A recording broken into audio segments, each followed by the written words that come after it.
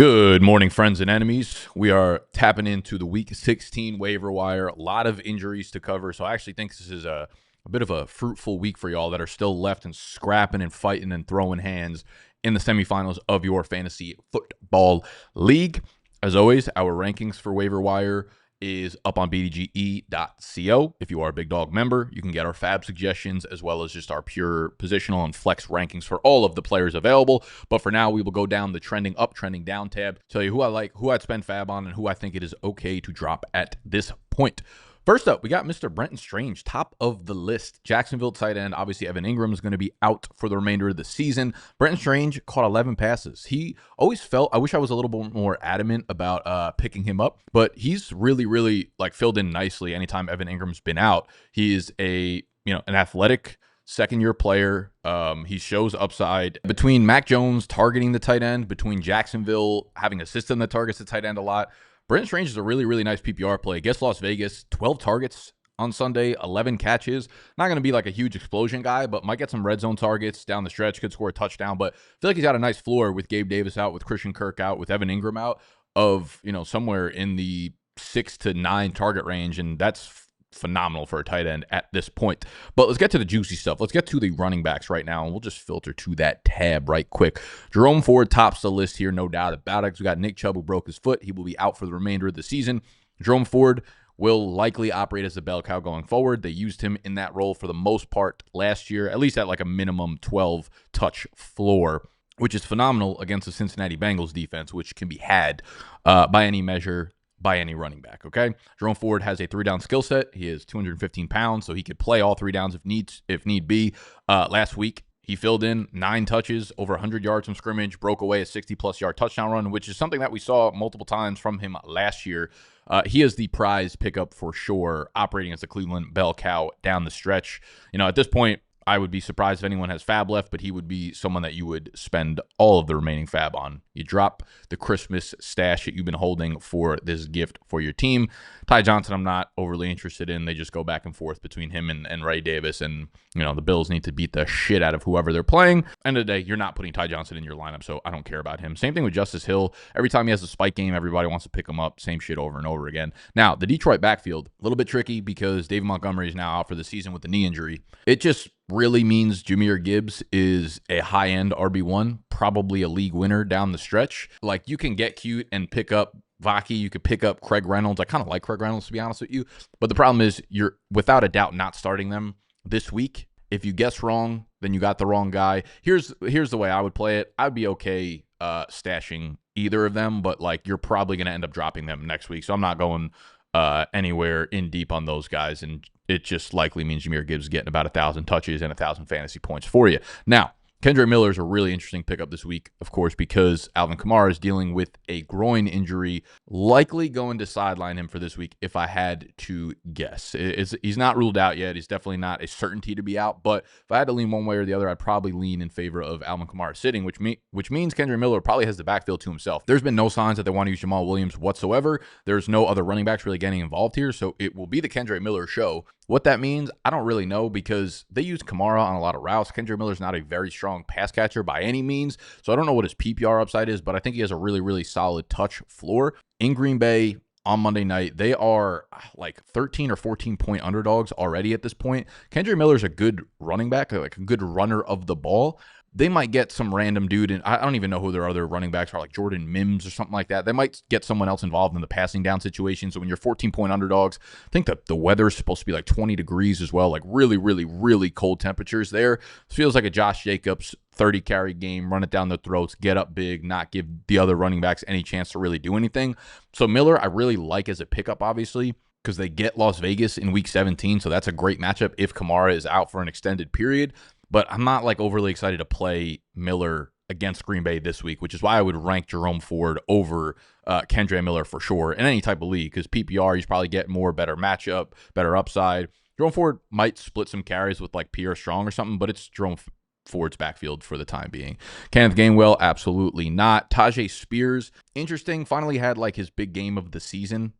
As you could see, a bunch of dud games, 7-5, got up to 10 a couple times. Missed a bunch of time this year already with hamstring, concussion injuries, things like that. Finally popped off season high 56% of the snaps, scored 27 PPR fantasy points.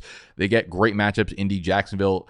Now, it really all comes down to Tony Pollard. Like, if Pollard is active and playing, you don't feel confident whatsoever starting Tajay Spears in your lineup. If for whatever reason Tony Pollard does not play, basically he's been DNP so many times in practices this year so far and then ends up playing. Last week was no different, but he did retweak his ankle in the game, which caused him to see a pretty limited snap count, season low in snaps.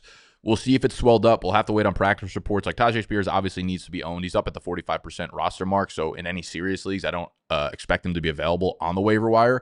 But if he is, he's someone that you're obviously trying to stash in the hopes that Tony Pollard is out. Tajay would be a top 15 option against the Indianapolis defense out there.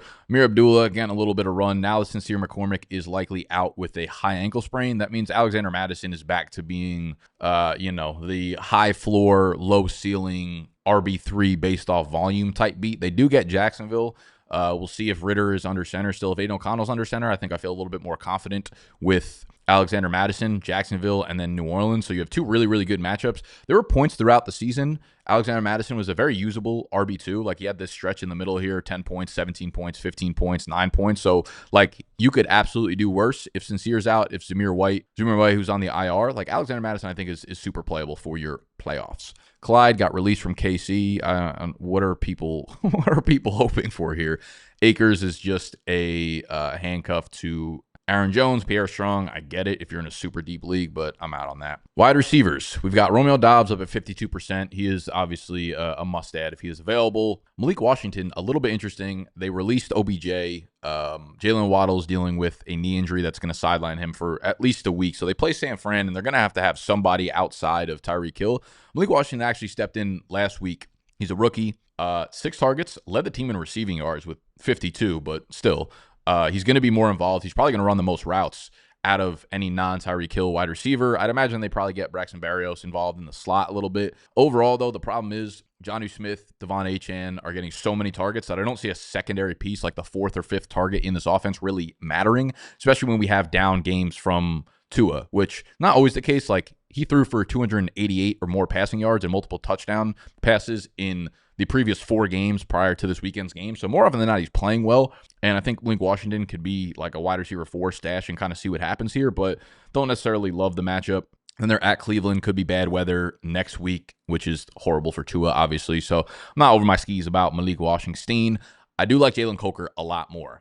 Xavier Legette is week to week, very unlikely to play in this juicy matchup against Arizona. We have Jalen Coker coming off of a big game, 6 targets, 4 catches, 110 yards, and a touchdown, 21 fantasy points. Most of that was on, just that long, like 83-yard touchdown pass that came on the, that was his production from that game. But he runs the majority of the routes. He's been a really, really savvy route runner and a really, really high involved piece of this offense when he's out there. And with Legette out, I think it's going to be the Jalen Coker and Adam Thielen show. And they have 2 great matchups in Arizona and Tampa Bay to end the season. So I actually think Jalen Coker is like, I don't want to say a rock solid wide receiver 3, but you could 100% do worse than him in your lineup if need be in week 16.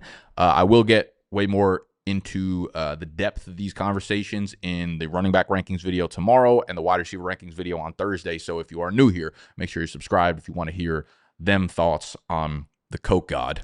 Who else? Ray McLeod. I mean, just same shit, different week. Good luck trying to project when he's going to have his good game. Quentin Johnson, nearly 60% owned, so nothing there. Moving to tight end, we talked about Brenton Strange. Stone Smart's another guy that, is kind of a high floor guy as long as Will Disley is gone. He's not really giving you any ceiling. He could score a touchdown one of these weeks and then give you a really, really nice 14, 15-point game. But he's gone for 50 yards plus in back-to-back games. Coming off of a 6-target, 5-catch game, season high in snaps there, 67%. So they're getting more comfortable with him. Big question for the Chargers offense is Justin Herbert, his health and his availability for their game against Denver. We could talk some QBs.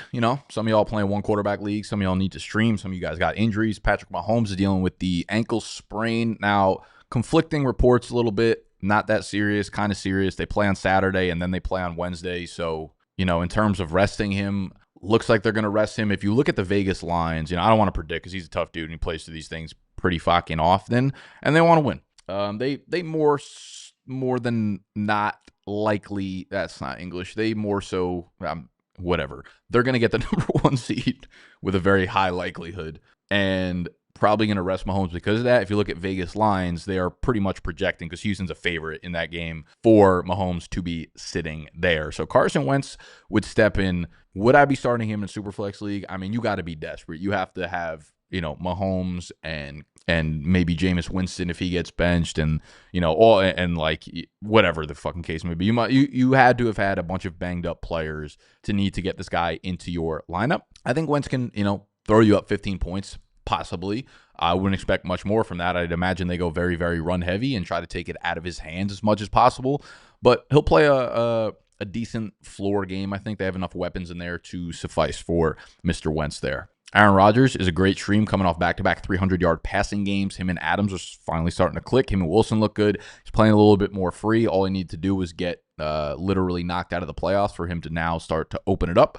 The Rams is obviously a good matchup for quarterbacks there, so I think Aaron Rodgers is a good stream. Kirk Cousins, another not good game last night, but we prevail. And we are playing the Giants. We're going to be big favorites because it's going to be like Tim Boyle or Tommy DeVito under center. So I think Kirk's a fine stream. What's going to happen in Cleveland? I don't know. DTR maybe gets a start. Jameis maybe gets a start. If I had to lean one way or the other, I kind of feel like they're going to go back to Jameis because I still think he gives them the best chance to win. A couple other dudes that were not on this list that I feel like I probably need to touch on was Jalen McMillan. I was skeptical about adding him last week. I ain't gonna lie. And he was a dude that I really liked in the preseason. I have a lot of him in my best ball teams that are advancing through the tournaments right now. Because of it, now he puts up another serious game, catching 5 more balls, scoring another touchdowns. Tampa has a phenomenal schedule going forward, playing against Dallas this week. So I think McMillan, the way that Baker's playing, the way that offense is just clicking on every cylinder, the over-under in that game is going to be close to 50 points, I think, between Tampa Bay and Dallas. I think McMillan could be a decent wide receiver 3 option. I don't know if Cedric Tillman's going to come back. Multi-week concussion is a little bit weird. The other thing is, like, if DTR is starting, I want nothing to do with any receiver in that offense, barely even Jerry Jeudy at this point. So he's kind of just wait-and-see mode. And then the last dude, I guess, to touch on is Rashad Bateman, but they're playing against Pittsburgh. He also, like, I've looked at his game logs, and the only time he has good games, he's had about 5 or 6 good games this year, and every single one of them has been against really, really, really porous pass defenses. The Giants, Cincinnati twice, Tampa Bay, like, really, really bad teams. Playing against Pittsburgh, I mean, he just put up like a 2 for 30 game against them. I don't know if this is like a pass-heavy game script. Bateman feels like a predictable guy to throw into your lineup, and he's not someone I want in my fantasy playoffs despite the big game last week. All right, let's move to the trending down tab. Yep, you can drop Patrick Taylor with Garendo. You could drop David Montgomery, Isaiah Davis. Yeah, I mean, with Breece Hall playing again, I might hold on to Davis just in case they just decide to shut Breece Hall down there. But, you're never going to be able to start him this week. Zach Ertz, I believe he's dealing with a concussion right now. He's, a good player if he clears. I probably want him in my lineup maybe for week 17 as they play Atlanta at home. So you don't want to play him this week, but if you need him for next week and you can hold on to him, I'd be okay with that. Ingram you could drop. Braylon Allen you could drop. Travis Homer you could drop. NWI, unfortunately, back-to-back bad games. He's probably due for a touchdown in a big game now, but there's no way you're starting him. So if you need to drop him, you can. Vele, I'd like to hold on to him, but you can drop him if you need to. Rodriguez, same thing. Gus, same thing. Sean Tucker, same thing. Cade Otton has been pretty much just straight cone action since Mike Evans has returned. Tank, I'd hold on to. This is a really good matchup against Las Vegas. They could get up big and then just use both running, and they're not going to get up big with Mac Jones, but this is a game script that could favor Tank Bigsby. Obviously, this probably only appeals to people in like deep 12-team leagues where you have like 2 flexes or 14-team leagues, but otherwise I'd hold on to him. Trey Benson, he's banged up. I think Amari DeMarcado's banged up right now, so it's James Conner to the fucking moon at this point. Madison, nope, he's not a drop. He's an add. Cole Kmet, yeah, you're looking at 3 back-to-back absolute duds here, so he is absolutely droppable. Cooper, no, we're not dropping. MVS, he is in the concussion protocol. He's droppable. Will Levis, of course, droppable. Ferguson, I mean, he's okay, I guess, but yeah, you're talking about 4 games in a row where he's been absolute shite, but a great matchup against Tampa Bay, so I guess you could, like, in my eyes, I'm looking at him in the same path as, like, the Stone Smarts or the Brenton Strange, and I think I'd probably even prefer Brenton Strange, but the matchup against Tampa Bay might actually lean me the other way. Ray droppable, Sincere droppable. Elijah Moore I would definitely hold on to if Jameis plays. They're at Cincinnati. If Cedric Tillman is out, like, a lot of things have to line up, obviously, for you to want Elijah Moore. in your lineup, but I think there's a world where things do line up and he could be a really, really solid start for you this week. Kamani Vidal, droppable. Jalen Warren, I don't think he's droppable. Tough matchup. You're obviously not playing him, but I'm not dropping him. Pitts has been droppable for about a month. Mooney, definitely not. Kareem Hunt, if you need the spot, sure. I mean, he's getting involved, but like there's no way you put him into your fantasy lineup. What else we got? Tank Dell, same shit, different week. Shepard, droppable. Algier, I'd hold on to for one more week. This is actually a game script where Algier could absolutely get involved and get double-digit touches, so I would not drop him for this week. Javonte Williams, probably wouldn't drop him only because Jaleel McLaughlin, I believe, is in the concussion protocol or got banged up, so it might be down to a two-headed backfield spearheaded by Javonte Williams, so I wouldn't drop him. Keon Coleman, who gives a shit, honestly. Demarcus Robinson, droppable. Hunter Henry, I'd hold on to and play if I needed. All right, well, there you have it. That is the Week 16 waiver wire. Thank you all for hanging out with me. Thank you for coming in. We got one more week of waiver wire videos. So if you have appreciated the waiver wire videos and you need the rankings, you need some fab suggestions, they will be up on the site within the next hour or so. BDGE.co. Become a Big Dog member. Sign up there. I will love you forever. I'll love you regardless. All right. Thank you. Smoochies.